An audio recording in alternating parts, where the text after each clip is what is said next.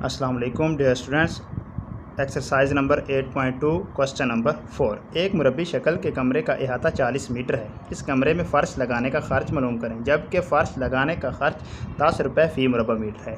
तो dear students, आप देख रहे हैं कि मुरब्बी शक्ल के कमरे का अहाता 40 मीटर है। अहाते के ज़रिए हमें पहले मालूम करना होगा ज़िला। तो जब ज़िले की लंबाई हमारे पास आ जाएगी तो ज़िले के ज़रिए हम मालूम करेंगे रकबा, और रकबा मालूम करने के बाद रकबे को 10 से मल्टीप्लाई कर देंगे। तो इस तरह से हम इसका फ़र्श लगाने का ख़र्च मालूम कर सकते हैं। तो डियर स्टूडेंट्स, हम चलते हैं बोर्ड की तरफ और इसको हल करने की कोशिश करते हैं। जी, एक्सरसाइज नंबर 8.2 है, क्वेश्चन नंबर 4 है। तो सबसे पहले हम लिखेंगे कि मुरब्बी शक्ल के कमरे का अहाता, मुरब्बी शक्ल के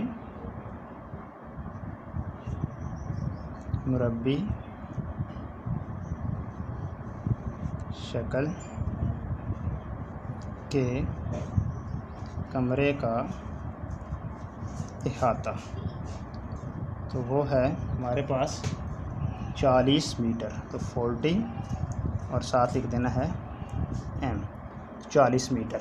मुरब्बी शक्ल के कमरे का अहाता लिखने के बाद हम लिखेंगे कि फ़र्श लगाने का ख़र्च फ़ी मुरबा मीटर, फ़र्श लगाने का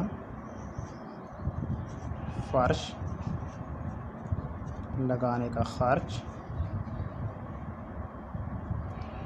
फ़ी मुरबा मीटर, तो वो है 10 रुपये। फ़र्श लगाने का ख़र्च फ़ी मुरबा मीटर हमारे पास यहाँ पर है 10 रुपये।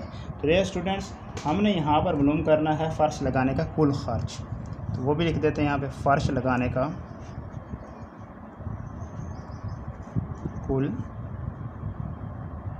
ख़र्च इज़ इक्वल टू फाइंड। तो सबसे पहले देखिए, हमारे पास चूँकि अहाता मौजूद है, अहाते के ज़रिए हम ज़िले की लंबाई मालूम करेंगे। तो हम लिखेंगे मुरब्बे का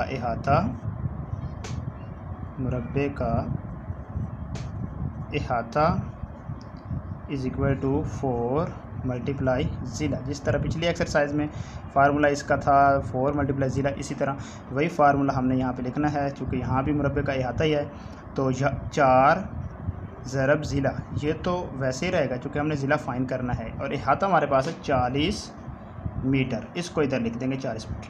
पिछले सवाल में भी कुछ इस तरह से था कि 4 यहाँ पे मल्टीप्लाई हो रहा है, जिस तरह उसमें भी कुछ मल्टीप्लाई हो रहा था, हमने दूसरी तरफ जाके डिवाइड कर दिया था। यहाँ भी ऐसे ही है, 4 यहाँ पे मल्टीप्लाई हो रहा है, दूसरी तरफ जाके डिवाइड हो जाएगा। हम लिखेंगे 40 डिवाइड 4। तो इस तरह से एक ज़िले की पैमाइश निकल आएगी।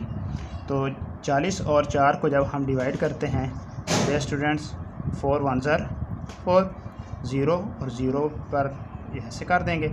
इस तरह से इसका निकल आएगा 10। तो 10 के साथ चूँकि ज़िला मीटर में होता है, मीटर लिख दें। ज़िला की लंबाई हमारे पास क्या निकल आई, 10 मीटर।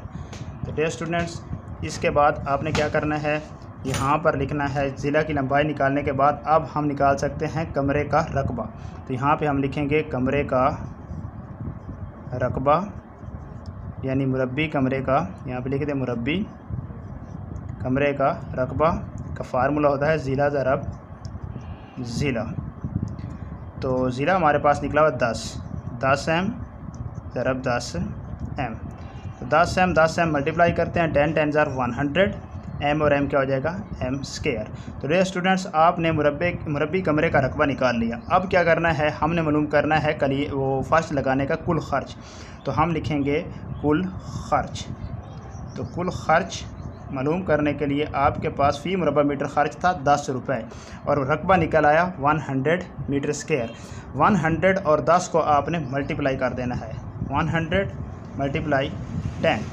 तो जब इसको ज़रब करते हैं तो ये 1000 निकल आता है।